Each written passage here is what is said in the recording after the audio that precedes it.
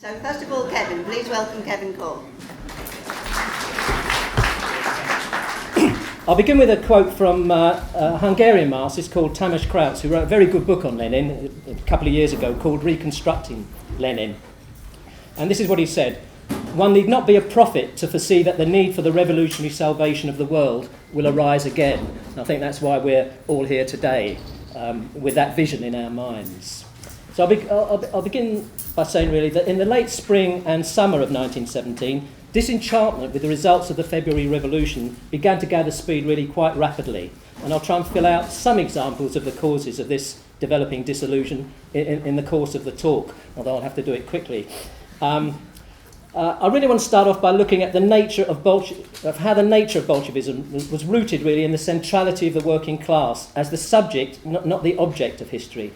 And this was based very much on the Marxist precept that the emancipation of the working class is the act of the working class. That really it's only through class struggle that that true socialist consciousness, if you like, can develop. It just can't be handed down like tablets of stone from a mythical Mount Sinai.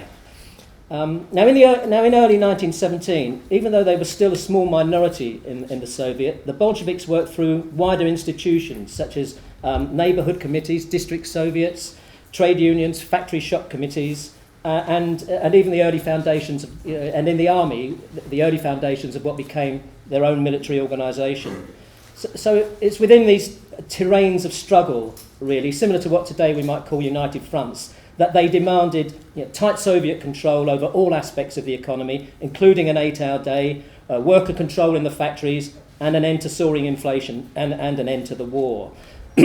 As a result, membership rose from, this is in Petrograd, somewhere in the region of 2,000 or so in February, to, by the end of April, roughly 14,000, and by June, the end of June, late June, around about 30,000.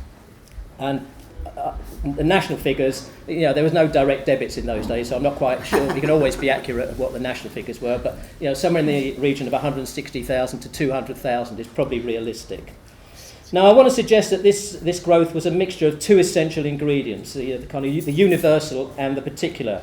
The universal, of course, was the objective developments going on in the real outside world, cast by or overcast by the shadow of the Great War, with its enormous casualty rate, which involved really quite crippling shortages of grain and most other foodstuffs, but also raw materials, basic clothing, housing, as well as continued dislocation of transport, etc.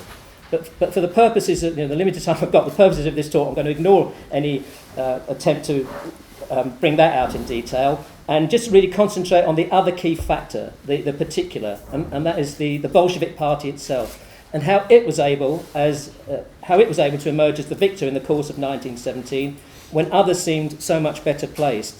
In other words, at play here is not really just disenchantment with the provisional government, but also the internal dynamics and operation of the party itself.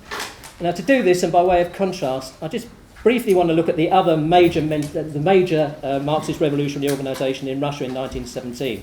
And this, of course, is our old friends, the Mensheviks.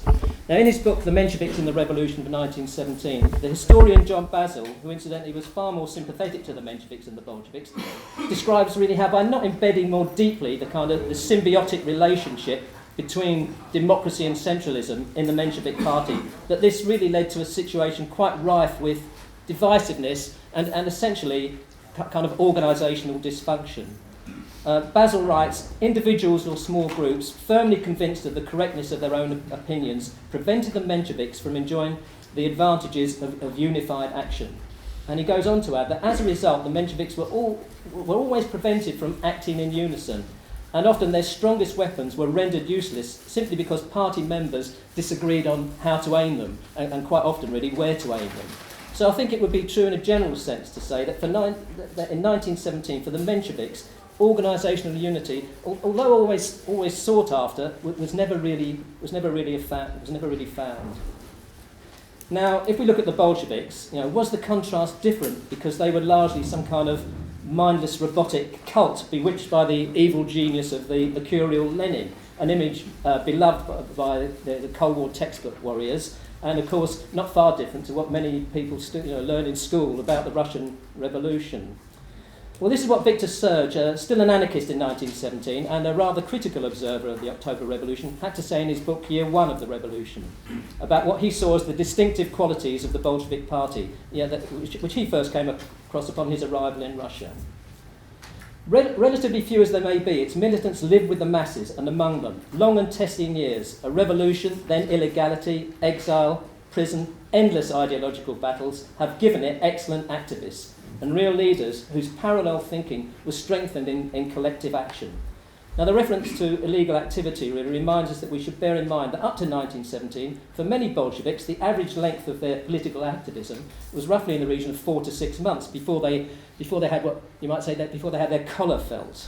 And the number of different newspapers coming out under different titles would often be just 1 or 2 issues before the Okhrana, the Tsarist secret police, were able to track down the printing press. I meant to say also that Serge went on to comment that despite the efficiency of its organisational apparatus, the party suffered not the slightest bureaucratic deformation. And much of this is borne out by a veteran Bolshevik organiser, Vladimir Nevsky, who wrote in 1925, still the pre-Stalinist period when you could be honest about what happened in 1917. The organisation of the Bolsheviks lived fully the life of a genuine proletariat democratic organisation, with free discussion, a lively exchange of opinions taking place in the absence of any bureaucratic attitude in the affairs of the organisation. Now, this question about organisational efficiency, if people can read it, John Reed's book is upstairs. He reveals a somewhat kind of more messy state of affairs, shall we say, than that, which, if not exactly chaotic, did find the Bolsheviks at times somewhat disorganised and off balance. Well worth the read. There's also a very good iPlayer thing, still on the BBC, if people haven't heard it, that I would recommend. Even right-wingers think that Reed gave a really honest account of the Bolsheviks in 1917. Nevertheless, I just want to re-emphasise that as important as Bolshevik internal cohesion was in maximising the impact their kind of agitation and organisation had on deepening and spreading working class radicalisation in 1917, it would be wrong to make the assumption that it was somehow just their own will and effort that was responsible for creating the level of popular discontent that came to the fore in that year. This is what a factory worker in the Orodinnya factory in St. Petersburg is recorded as saying in Steve Smith's book. Incidentally, again, this was a factory where for a long while the Bolsheviks had been marginalised. Here's what the guy said. The Bolsheviks have always said, it's not we who will persuade you, but life itself. And now the Bolsheviks have triumphed because life has proved their tactics right. And I want to sort of make the emphasis on tactics here, really, making the most of opportunities, not passively waiting on events to unfold. Now, during the months from February to October, and really not without fits and starts, we begin to see previously elected Menshevik local leadership being overturned and replaced by Bolsheviks. For example, in the 100,000-strong Baltic fleet, a central committee was set up with the Bolshevik sailor Pavel Dybenko as its chair. And later in the year, in early September, the Bolsheviks for the first time won the leadership of the Petrograd and Moscow Soviets. Now, as I've already tried to show, all this did not unfold in some kind of straightforward linear progression towards its ultimate goal. It was much more a process which Trotsky called successive approximation. In other words, as the working class and its allies in the army tried out different political solutions, they found themselves moving more and more to the left as the politics of other parties became exposed as bankrupt. Now, the shock of the April thesis, the debacle of the April days and the July days, the subsequent retreats and renewed repression before the Kornilov coup, as well as the intense arguments in the lead up to the October insurrection, inevitably had internal repercussions within the party. But I want to contend that disagreements, even strongly contested ones, still took place within the context of a wide area of common ground. And historically, this was rooted in the shared experience both of the promise of 1905 and the quite devastating effects its defeat had on the Bolsheviks, the muddy years, the years from 1906-97 to well into the Great War. But what still survived these years was a shared, collectively developed frame of reference, a set of principles.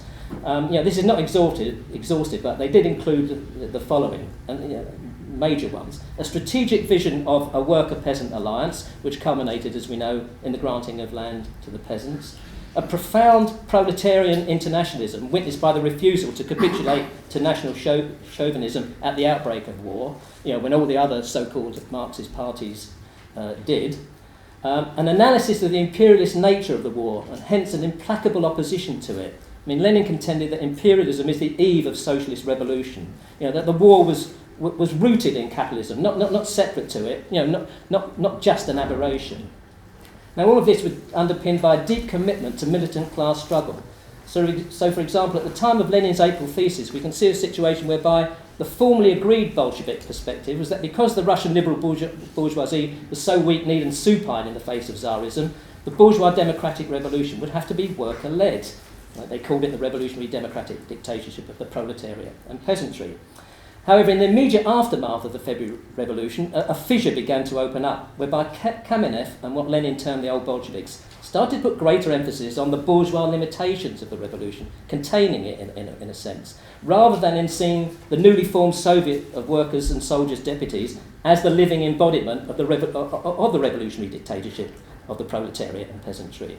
And two people really, Kamenev and Zinoviev, represented a tendency towards treating an alliance with moderate socialists, accommodating to the Mensheviks and SRs really, as a precondition for Soviet government, which effectively threatened to subordinate the Bolsheviks to political forces who themselves remained subordinate to capital, playing second fiddle.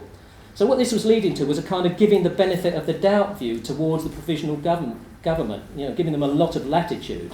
Whereas on the other hand, party elements closer to the fighting at street level and in the workplaces and so on, the Viborg district of St. Petersburg in particular, emphasised not only day-to-day grassroots organisation and the leadership required, but also in the course of struggle formed a clearer understanding of really the undeniable counter-revolutionary role the bourgeois liberals and provisional government were playing. Factory owners were trying to regain the upper hand that they'd lost in February. And in the army, it attempts to reimpose strict military discipline, to not seek agreement from the Soviets about what orders should and should not be obeyed, even to wanting to bring back the death penalty. So in effect, two wings, a left and a right, were emerging in the party. But what prevented this from developing into a more fatal schism was not just the high regard Lenin was held in, although that was an important factor, but more importantly than whether Lenin was specifically right or not on the issue of whether the bourgeois revolution had ended. What really still mattered, and which lied deep in the nature of Bolshevism, was that it was only the working class and poor peasantry who constituted a strong enough social force to take the revolution forward, and not the liberal intelligentsia or bourgeoisie. Now, in truth, it was probably a combination of Lenin and the left's kind of hard line or sharp turn following the April thesis, combined with the fact that the Mensheviks and SRs were never really prepared to break from Kerensky's provisional government, even when they were known to be collaborating with Kornilov's military gang, that probably really kept the right wing of the Bolshevik Party still on board. So in other words, even though initially their politics may not have always been wholly up to the task, the party as a whole did hold to its bearings of the centrality of the working class, the struggle from below, so that when it came to the test, as Tony Cliff put it, Bolshevism, after an internal struggle, overcame what Cliff called its bourgeois democratic crust. Now, there was always a thriving pulse underneath this outdated crust, and this is borne out by numerous contemporary sources, which strongly indicate that within certainly the St. Petersburg organisation, there was continuing free and lively discussion and debate over the most basic theoretic and strategic issues. Furthermore, the organisation was composed of confident members who judged events with critical minds. And really, once the revolutionary process stepped up a gear, it was inevitable that this was going to be so. Not least because in the course of 1917, vast numbers of new young recruits were recruited into the party, who by and large, sort of fired by the outrage of youth, would have been the most argumentative and dissatisfied elements in the factories and army barracks, as well as, of course, the most idealistic fighters. Indeed, the push by the Bolsheviks to take a sharper, more militant approach towards the factory committees and workers' control often seems to have been initiated not by Lenin and the leadership, but from rank-and-file party members, a point that was made by the Bolshevik trade union leader Vladimir Nevsky at the Sixth Party Congress. And the vast majority of these new members would never have heard of Karl Marx, or if they had, knew very little of anything about Marxism. And frankly, at a certain level, they were also not the type to be overly impressed by any top-down admonishments about party discipline, etc. Now, needless to say, this could be both good and bad. The most extreme example of the latter was that of the July days of 1917, when the Bolshevik military organisation and the Petersburg Committee encouraged an insurrection against the wishes of the Central Committee, which very nearly turned out to be the death knell of the revolution. Nevertheless, in spite of how can I put it, these challenging issues, these new members did bring a fresh infusion into the internal dynamics of the relationship between the Bolshevik leadership and the wider membership. It was these people Lenin looked to. But they also, has to be said really, proved to be a significant source of the party's durability and strength up to and after October. All right, I'll try and bring this to a conclusion. Finally, I just want to say really that in 1909, the leading theoretician of the SPD, Karl Kautsky, the SPD, the jewel in the Marxist crown, and Karl Kautsky, the Pope of Marxism. This is what Kautsky had to say, that although his party was a revolutionary party, it was not a revolution-making party. And he went on to add, it's no part of our work to instigate a revolution or prepare the way for it. You'll see the full quote in Alex's article, actually, in the present journal. Now, but here lies the rub. The difference between both the German SPD and the Mensheviks on the one hand and the Bolsheviks on the other, I would argue, did not lie ultimately in the existence of openness and democracy, etc., in the former two, and their stereotypical absence in the latter, in the Bolshevik Party. Really, if this had been the case, why did the influential sort of inter-district committee, the Mezarayansi, my Russian is not very good, associated with Trotsky and with some 4,000 members in Petersburg, joined with the Bolsheviks in the course of 1917 and not the Mensheviks? And we have to note that Trotsky had a long previous antagonism to the Bolsheviks. In 1912, he tried to set up the October Bloc as an opposition to the Bolsheviks. Again, I suspect they would hardly have done this, have tried to have joined with the Bolsheviks, if they thought that the Bolsheviks had really all along been the monolithic authoritarian organisation of mythology. It was because the Bolsheviks were a revolution-making party, they were able to develop a generally higher degree of internal cohesion than the Mensheviks, in part because of the Bolshevik loyalty to the notion that majority decisions must be respected by dissenting minorities. The debate could not simply be a free-for-all.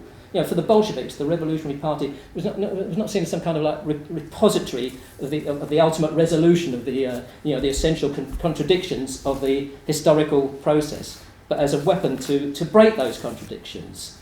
I've got one quote to finish. Is that okay? Thank you. I'll have to scrap that bit there. This is the quote I'll finish on. The conscious socialist should act as leaven in the instinctive and spontaneous movement of the working class. The leaven can help the dough to rise and eventually become a loaf of bread, but can never be a loaf of bread itself. Now, I haven't lifted this from the Great British Bake Off. It was originally said by Frederick Engels, so it really brings us back to where I began, really. What he's saying is the emancipation of the working class is the act of the working class, and it's within this context, as the leaven, if you like, that the real nature of the Bolshevik Party in 1917 has to be judged and understood.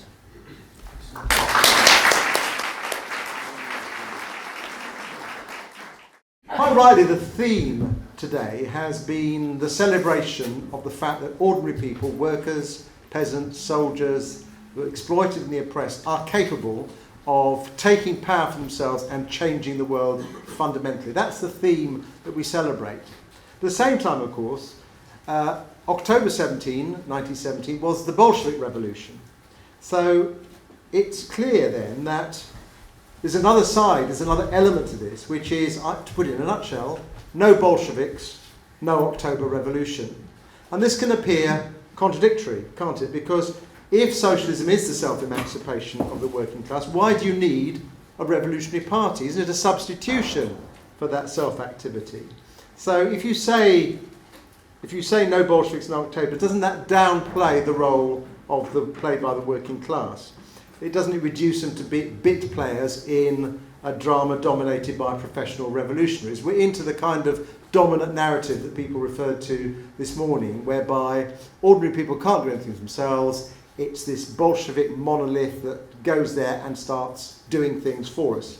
So that's the contradiction I really want to explore. Now, there's obviously not time to deal in any detail in the relationship between the Bolsheviks and the working class in 1917. And if people want to read up on it, there's a very, very good book by Alexandra Rabinovich called The Bolsheviks Come to Power, which is brilliant because it shows how unmonolithic the Bolsheviks were. There were all kinds of arguments going on inside the Bolshevik, different sections of the Bolshevik Party, arguments that reflected the arguments that were going on more generally in the population. You know, we always know that in a festival of press, all the arguments come to the surface, and the Bolsheviks are no less than anybody else in that respect. But I think the best account, and that's one I refer people to if you haven't read it, is Tony Cliff's volume 2 of his biography of Lenin, All Power to the Soviets. The reason I say that is that, and it's a pioneering work, it dates back now to the 1970s, Cliff really wasn't simply interested as an academic subject, indeed the book is far from academic in any sense, but because Cliff wanted to draw attention to the lessons that we today as socialists can learn about the need for a revolutionary party that is able, as the Bolsheviks did in 1917, to ensure that workers come to power. And so what he does really is to emphasise the fact that the Bolsheviks are no monolith. There were huge arguments going on inside the Bolshevik Party between different sections, and that at the same time, that the other point that Cliff wants to make about the Bolsheviks in 1917 is that Trotsky is brilliant when it comes to describing the way in which Lenin operated. Trotsky says, no Lenin, no October. What Cliff says, actually, no Bolsheviks, we wouldn't have any Lenin. So he wants to emphasise the fact that building a party, what the Bolsheviks did, all the arguments they went through, the mistakes they made, the contradictions, the different moves they made in the course of 1917 is something we can learn from. So the first point really is that though Lenin may have been the undisputed leader, he didn't always get his own way. He had to fight to get his views accepted. Kevin has already mentioned the April thesis, the big argument between the old Bolsheviks and Lenin, who Lenin was really arguing, look, that might have been the theory, but the reality is different. The reality is green. This is the new, fresh, we have to relate to that, and truth is always concrete in that sense. I don't want to go over that argument again. I want to say, what was it then that led the right-wing, the old Bolsheviks, the right wing of the Bolshevik Party, to trail behind the provisional government? Why did they go for this line about critical support, in effect? I think one thing we have to think about, which is very important for us today, is that we're not isolated. We're in the midst of large numbers of people who don't share ideas, but who may want a socialist world, a different kind of world. That was obviously true in 1917. The February Revolution, which was absolutely from below, spontaneous in that sense, woke millions of people to life who'd never really thought through anything before. And therefore it seemed common sense. Wasn't everybody together? Wasn't the provisional government? Weren't the Soviets all together? Weren't we all agreed that we need to have a democratic revolution, defend that democratic revolution? How can you be a splitter and a wrecker, so to speak, and try and insist, well, we need to go one step further, we can't trust the government, and so on and so forth? That's a kind of argument I think we're familiar with, aren't we, when we have discussions with people in the Labour Party about, well, don't we support Corbyn? Yes, that's true, but isn't there something else we need to say? It's a difficult one, and we have to be a bit careful about it. So I think I have to say the other thing is, obviously the key thing in 1917 is the question of ending the war. Everything else depended on ending the war. And of course, for a lot of people, the fact of the revolution in February looked as if the war had changed its character. People suddenly said, well, we're no longer having to fight for the Tsar, we're fighting for ourselves, we're defending our democratic revolution, and therefore we have a point in terms of trying to fight the German militarism. So you can see that those kinds of pressures, if you are serious about wanting to relate to people, do have their effect. And I think that's one explanation as to why a whole section of the Bolsheviks, not just because of the lack of theoretical clarity that Lenin was trying to get accepted, sort of went with the flow and became critical supporters of the provisional government. But of course, what that meant, and this is crucial really, for when Lenin talks about the party always has to learn from the class, is that the Bolsheviks, lagged behind the best elements. You know, the Bolsheviks claimed to be the vanguard, the most advanced section of the working class. It was an irony, if you like, that Lenin pointed to, was that this so-called vanguard was behind the most advanced sections of the working class. Those people who really did want a proper revolution which would transfer power really to the Soviets. And you know what was happening at the moment, the Soviets had been the instrument that showed the way in which you could have power, but the leadership of the Soviets had handed it back, so to speak, to the provisional government. So the question, therefore, is that what was clear is that what Lenin was trying to do, a big argument, was to make sure that the party, the Bolsheviks, caught up with the most advanced sections of the class. And what that meant in the situation was that what, in a sense, was obvious, really, was that the whole system of dual power, on the one hand, the provisional government, on the other hand, the Soviets, was a highly unstable situation. And what you had in the course of 1917 was the provisional government pushing again and again for a new military offensive, and you know, it did after all represent an imperialist bourgeoisie, even if it was lightly anointed with democratic oil. And again, under pressure from below, the Mensheviks and the social revolutionaries, the moderate leaders, people who led the Soviets and also eventually became part of the government, tried to make the provisional government more responsible under that kind of pressure to the demands of the masses. At the same time, they tried to sell the notion that the provisional government really was the only show in town. So the demand of peace now was, well, maybe, we'll think about it, maybe later. When it came to redistribution of the land, which was the big demand of the peasants, they'd say, well, yes, okay, but not yet. We need to have a proper legal framework to do it. And when it came to improvements in workers' living standards, and the war, of course, had been absolutely disastrous in terms of people's living standards, the thing was, yes, yes, but not yet. In other words, that was the kind of way in which you tried to square the circle. And of course, increasingly, that satisfied absolutely no one, and the middle ground disappeared as Russian society polarised to right and left. So what did the Bolsheviks do in this kind of set of circumstances? Is first of all, of course, they had to catch up with the class. The revolutionary minority had to be, so to speak, organised and given a clear strategy. And that was expressed simply in the slogan of all power to the Soviets. In other words, the reality was that the Soviets had been the instrument of power whereby the working class had made sure it had put its imprint on Russian society in February 1917, but it wasn't the kind of realisation, of consciousness of the real role of the Soviets. And arming the minority with that kind of demand was crucial, because that would be the way in which you could begin to win the majority, as their own experience of struggle exposed the limitation of the provisional government and their socialist, inverted commas, supporters. So that was the first major turn that the Bolsheviks made, away from trailing in the wake to a perspective, trailing in the wake of the provisional government to the perspective of the Soviets taking power. And of course, as experience proved that to large numbers of people, so the influence of the Bolsheviks grew. I mean, Kevin mentioned the figures in terms of the way in which they grew in numbers. And of course, at the same time, the slogan, all power to the Soviets, began to look less like a propaganda demand and increasingly a call to overthrow the provisional government. But of course, that then ran into an immediate problem, which was the Soviet leadership didn't want to take power.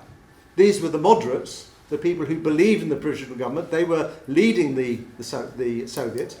They refused to take power. That was the problem. So you could talk about all power to the Soviets, but how do you make sure that they actually do take power? So the Bolsheviks had to win the majority with understanding that the compromising leadership of the Soviets had to be replaced by a majority that really would overthrow that. Now, that then gave rise to another problem, which was, you can stoke up the pressure, and people's own experience said, yes, we need to overthrow the provisional government. That became clear to the most advanced sections of the working class in Petrograd and elsewhere by May, June, July of 1917. But at the same time, you also had to put your foot on the brake, saying no premature action because of the danger of isolation. A difficult balancing act. And that came in an explosive way in the July days of 1917. July saw the discontent amongst large numbers of workers in Petrograd spill over into a semi-insurrection, and therefore the danger of a premature assault on power. Because Petrograd would have been isolated and the government would have used troops raw to put down the rising. So that was the problem. That was the slogan, all power to the Soviets, becoming now an insurrectionary demand, but at the same time a demand you didn't really want to push too far because of the danger of premature isolation. So you had to be the firefighter at the same time. And that was the problem. Now, the Bolsheviks, I mean, the kind of movement for insurrection came from below. I mean, it wasn't something the Bolsheviks wanted. They wanted to try and contain it for the reasons I suggested. Now, what could the Bolsheviks have done in that situation? Should they have stood to one side and said, no, nothing to do with us, let's move on? No, that would have been a disastrous mistake. You had to use the fact that you were prepared to be at the same side of the most advanced sections of the workers, the people who are most determined to take action, and use your influence to try and point to something that was absolutely crucial, that yes, we want to take power, but now is not the moment. And of course it's a difficult thing to do, but the Bolsheviks managed to carry it off. Compare that with what happened in Germany in 1919, at the moment of the January days of the German Revolution, where the inability really of the leadership, the infant Communist Party in Germany, to be able to influence the masses who were wanting to tear the head off the system, resulted in a huge problem. Now, as it was, the Bolsheviks faced a lot of repression after the July days, but they had to be part of that action in order to be able to give it. And one reason for that is that by being part of that, it could prove to the people who took part in that action that something else was needed. You know, it's summed up for me in the fact that one of the workers out in the demonstrations, the armed demonstrations in July, goes up to the leader of the Soviet and says, "Take power, you son of a bitch, when it is given to you." Excuse the language. But the point was, it's contradiction, isn't it? Because if they don't take the power, how are you going to make them take the power? And that's what people had to learn through their own experience. This is the thing always that Lenin stressed and the Bolsheviks stressed. You learn through experience, but you help that process through a process of clarification. Right. There's one last major turn by the Bolsheviks that needs to be mentioned. And that came with the attempted coup by General Kornilov in late August. As I said, the middle ground began to collapse in Russia because the provisional government became more and more isolated and the Bolsheviks gained enormously in strength. And the Bolsheviks gained support. And what had then happened, of course, is that the military elements, the most reactionary elements of Russian society, saw their chance. They saw their chance. Maybe we can finish off the Bolsheviks once and for all. Bolsheviks had already been subjected to a lot of repression after the July days. We can finish them off once and for all. And that was a view that was also shared by the leader of the provisional government, Kerensky, who also believed that now was the time to finish it off. The problem was, if Kornilov had been allowed to carry it wouldn't simply have been the Bolsheviks that would have been slaughtered, it would have been all the moderate socialists, all the people who wanted to keep power for themselves, but were then facing the reality of what the Kornilov might do. So the Kornilov threatened not only the Bolsheviks, but the middle ground, the middle leaders, the compromisers, the moderate socialist forces, the Mensheviks and the social revolutionaries, the people who stood in that position. And therefore this forced Kerensky to appeal for help from all the parties of the Soviet, including the where's my notes gone? Including the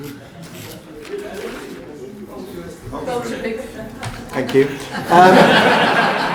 Including the Bolsheviks.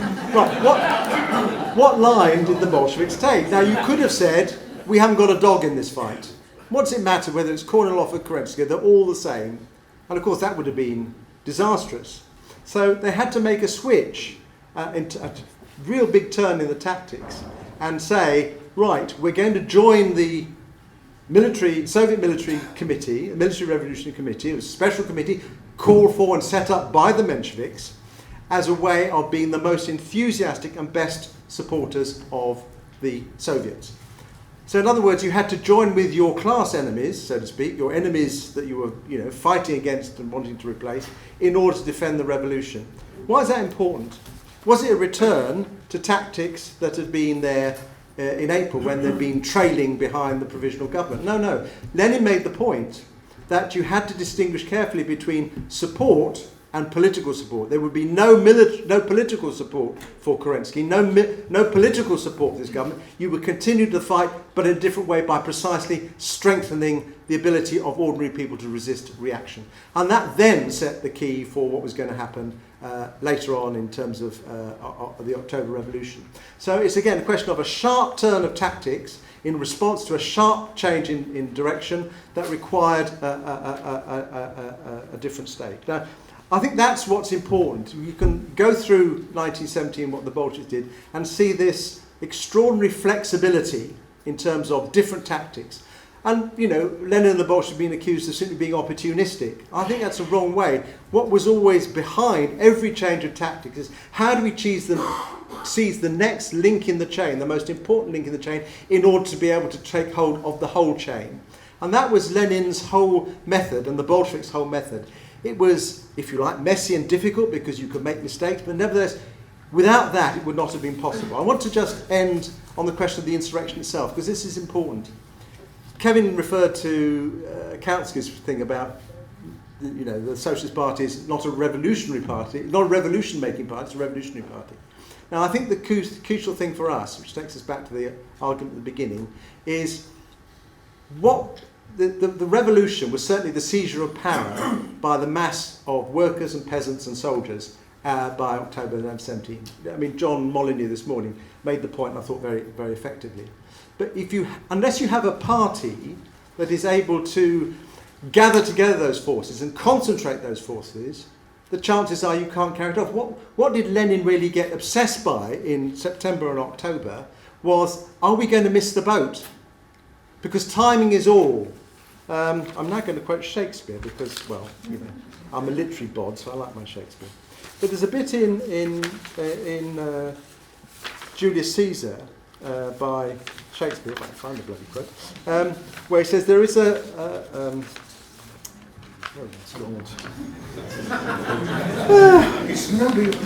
not my day, is it?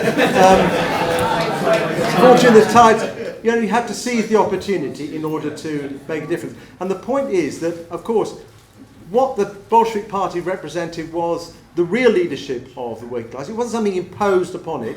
It was contained all the best elements. And that is therefore the sharp edge that leads the necessary insurrection to make sure that power does fall into the hands of the masses themselves.